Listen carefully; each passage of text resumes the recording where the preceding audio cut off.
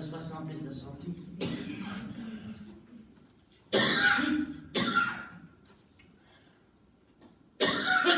Il y avait François Morlet, il y a aussi Jean-Pierre Ivaral. Alors il y a ce Brésilien Rossi, qui associe la lumière et le mouvement lui aussi. Et l'Argentin Julio Lepar, qui fait des trucs magnifiques. Joel Stein, et alors Soto, le Vénézuélien Soto, qui aussi font des choses magnifiques, avec des rideaux en forme de mouvement devant des formes culturelles. Voilà, Jean-Pierre Ivaral, dans son atelier, vous voyez, il est mort il y a très longtemps. Ici, on se rend bien compte comme sont des soigneux, hein, quand on les voit peindre. C'est un peu comme les pixels, vous voyez, ils travaillent comme les plus tard. Oui, ça on dirait une photo de pixel. Hein. On dirait que c'est une photo, mais en fait c'est comme ça, quoi. C'est peint comme ça. Petit carré après petit carré. Il faut avoir la tête d'un ordinateur. Peut-être c'est pour ça que les ordinateurs ont pu se développer plus grande gamme avec eux. Voilà.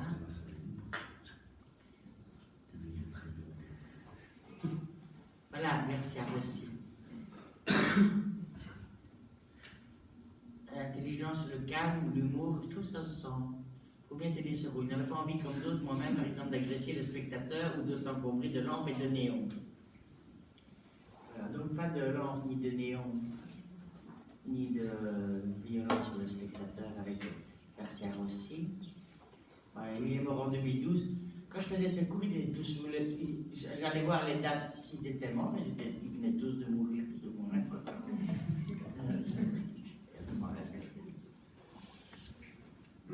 Et alors, ils avaient tous aussi des œuvres à la fin très étonnantes, beaucoup plus colorées et tout ça.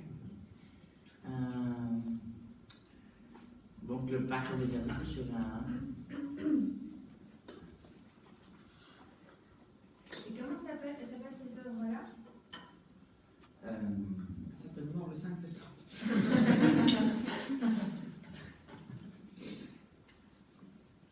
Couleur de l'œuvre. C'est pas. Mais Eliasson et la Four aussi, il a fait partie de ce parti-là, fait partie de ce mouvement-là, un peu, non? Eliasson et la Four, il est actuel. Je vous entends. Votre voix ne parvient pas jusqu'ici. Je vais crier alors. Oui, Olafur Eliasson, c'est aussi un artiste qui fait des installations, mais il est contemporain, il est actuel, quoi, il est contemporain. Ah ben oui, mais ça, c'est les papas. Okay. C'est la première. Vous vous rappelez, émergence, définition, propagation. On est dans la propagation, il y en a plein qui font des trucs géniaux. Ah, il y a eu la période de définition avec peut-être celui-là qui a 10-15 ans, peut-être qui travaille là-dessus, hein, au moins. Ben voilà, c'est la période de définition. Il y a ceux-là qui sortent l'idée, puis on va avoir toutes sortes d'exemples, et puis à un moment donné, on va trouver ça partout, quoi. D'ailleurs, en général, je vous ai dit, les communes, comment est-ce qu'on dit, les villes, les communes, les autorités s'en emparent, et bien comme quand les autorités s'en emparent, on est dans la propagation. Et qu'il y a plus grand risque. Quand ils étaient petits, ils en ont peut-être déjà entendu parler. Le temps qu'ils s'habituent, ça y est, ils sont prêts. Je dis ça parce qu'en général, c'est comme les villes qui sont à la tête des communes, comme les villes et autres, enfin, pas toujours. Voilà. Toutes ces œuvres en même nom. T'as dit? Non, ce que je veux dire, c'est que les décisions, souvent, c'est sans beaucoup de risques. Au niveau des subsides, ou des communes, ou des autorités. Voilà, lui on le parle. Donc cet Argentin venu habiter en France, lui il s'était fait virer en 68, expulsé de France après sa participation en mai 68 à l'atelier populaire et pour ses manifestations contre les institutions. Et les défenseurs des droits de l'homme, il luttait contre les dictatures en Amérique latine. Il n'y a pas comme Benedict qui s'est fait virer, hein, c'est dégoûté étranger. De Gaulle qui ne collait pas avec ça. Hein. Le reste, le parc disait lui-même à ce propos, l'incidence de la lumière s'ajoute aux déformations des rubans. Ce qui m'amène logiquement à rechercher la lumière. Cet art est un exemple d'art optique et cinétique. Le jeu avec les reliefs est présent, aussi bien que l'on a le sentiment que les formes sortent du panneau traditionnellement plat pour aller toucher le spectateur. Voilà, c'est au Palais de Tokyo. Nous, c'est un peu de nouveau des choses difficiles à expliquer. Donc, allez dans les musées, je crois que ça vaut la peine si vous avez l'occasion. Voilà, le parc. Ah oui, là c'était un peu politique. Ici, vous voyez, des comment on appelle ça encore? Des trucs pour boxer. Si vous avez envie de casser du curé, de casser du politique, de casser un directeur, non, le directeur, le patron, le prêtre, et vous pouvez aller vous défouler.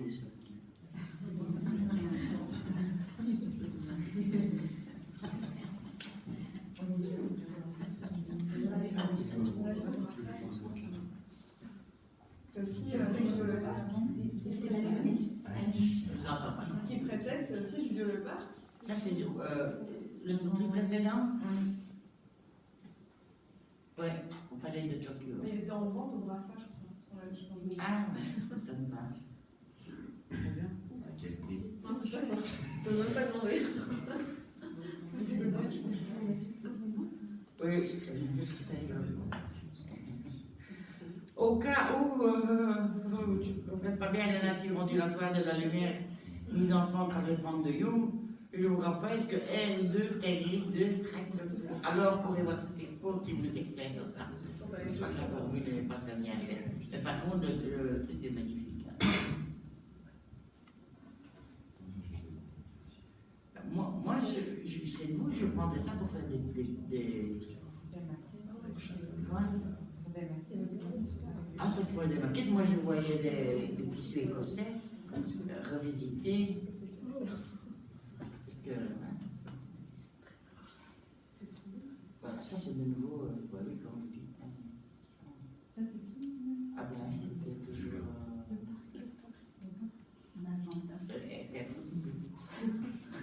Écoutez, on m'a donné ces cours 3 semaines avant que je le fasse, que je l'ai dû donner à contemporain. Alors, je n'ai pas eu beaucoup de temps pour le fabriquer. L'année dernière, je ne l'ai pas donné, j'étais malade. L'année d'avant, on l'avait supprimé. Donc, il y a parfois des trucs mais je ne suis pas sûre que je vais compléter, vous savez, parce que j'ai déjà eu beaucoup de travail et je n'ai plus qu'un an de cours. Est-ce qu'ils vont me demander, est-ce qu'ils verront que je n'ai pas mis le nom à cet endroit-là? Je vous ai quand même mis le texte de base avec les noms, à partir duquel moi j'ai fait ça, au fond.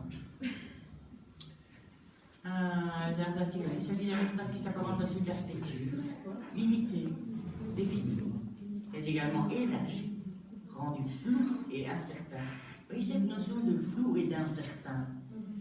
C'est fini le temps de la Renaissance où l'homme provient de sa définition, il est sûr qu'il maîtrise tout, qu'il connaît tout, qu'il raisonne tout. Là, maintenant, les artistes, ils travaillent sur le réel, ils travaillent sur la... mais ils ont compris qu'ils ne sont pas une définition, qu'on ne se promène pas avec sa définition comme ça, et ils travaillent sur des choses incertaines, hasardeuses, d'une manière ou d'une autre. C'est pas Pollock, évidemment, ici. Hein, mais pas grand-chose à voir, mais quand même. Il y a cette dimension d'essayer de créer les autres secrets, les secrets de l'univers qui restent encore à percer au fond. C'est ce que montrent les œuvres de Georges Koska et de Carmelo Ardenquin, constituent de points de cercle en relation qui peuvent faire allusion à la représentation d'un système planétaire, de même que les pièces tridimensionnelles de Mary Vieira, Getulio Eliani et Elias Crépin. Vous avez remarqué que vous avez dit qu'on passait à une dimension internationale, hein, vous vous rappelez avec Mortero ça y est. Hein. Cet espace parcouru de force traversé par la lumière scintillante de mille feux qui illustre les aigles de Franmalina, Julio Le Parc et Günther Ucker. L'espace pour lui-même a été déterminant dans les arts plastiques au XXe siècle. Julio Le Parc, voilà, c'est lui que j'ai choisi d'illustrer. Là, il joue une espèce de mobile avec des plaques de plexi ou je ne sais pas quoi. Voilà, de nouveau un mobile qui fait de l'effet. Alors, Carlos Cruz Diez, né à Paris en 60, voyez, c'est le nom. Non, c'était installé à Paris, puis je vous disais. Oui, il est né en 23. Donc lui aussi, il doit pas loin d'être, doit être en... Ils sont presque tous nés À mon avis. en 1923. Souvent, hein, c'était une bonne année. Les années 20, c'est quelque chose. Les gens dans les années 20, c'était quand même ceux qui avaient 20 ans dans les années 20 qui étaient plus extraordinaires que tous. Voilà, Carlos Cruz Diez. Regardez ça, cette palissade, c'est dingue. Ou même, carrément, ils s'amusent à travailler sur les passages piétons. La rue comme support de l'expression artistique. Intervention dans l'espace urbain. La circulation quotidienne dans l'espace urbain change notre personnalité. Nous devenons des êtres de routine, obéissant aux codes que personne ne remet en cause. L'artiste peut créer des manifestations éphémères qui engendrent des événements inédits, capables de déranger la linéarité citadine et qui surprennent aussi la routine urbaine. C'est une façon de produire des lectures différentes de ce type d'espace et de désacraliser les objets utilitaires du mobilier urbain. Peut-être qu'il faudrait expliquer ça au bourgmestre de Bruxelles, là, non? Mais ils essaient, hein. Il essaie, avec le piétonnier. Le projet, il est bien, finalement. Non, mais il va effacer la fresque de Benoît, là. Alors ça a été, c'est vraiment devenu la mode il y a même une dizaine d'années. Même, vous voyez rue d'Alloy, il y a un bâtiment moderniste. Mais ils ont mis comme ça des lignes de couleurs presque devant chaque fenêtre. Vous avez remarqué ça? Mais ça, il y a un architecte qui s'est reçu, je ne sais plus son nom. Mais moi, Scarpa faisait déjà ça, Carlos Scarpa, entre les deux guerres. Moi, j'ai vu ça dans la Banque populaire de Vérone. Ça date de, je ne sais pas moi, à mon avis, avant-guerre. Vous entrez, comment dire? Il y a un mur qui est coloré et pas simplement réfraction, tout l'environnement se colore. Et vous ne voyez pas d'où ça vient. Et ça vous fait vous promener, passer dans un truc tout rose, c'est vraiment rigolo. Voilà. Donc, chromosaturation à l'exposition Carlos Cruz. Ici, vous voyez, je me fais plaisir, je choisis, mais vous pouvez choisir d'autres choses. Alors, il y en a un, Panagiotis Vasilakis Takis, né en 25 à Athènes.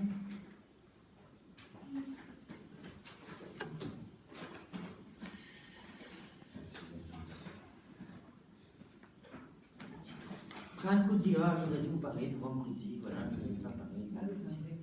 C'est un grand sculpteur, a eu des histoires rigolotes, par exemple, il avait sculpté un oiseau, on va faire un oiseau, là, une sorte de lingot de métal, très beau. Et à la frontière, les douaniers, ils ne savaient pas comment taxer ça. Alors ils l'ont taxé comme un lingot, alors il était furieux, il ne voulait pas, c'était une œuvre d'art. Alors qu'est-ce que c'est qu'une œuvre d'art pour le douanier, vous voyez? Alors ça a fait tout un procès.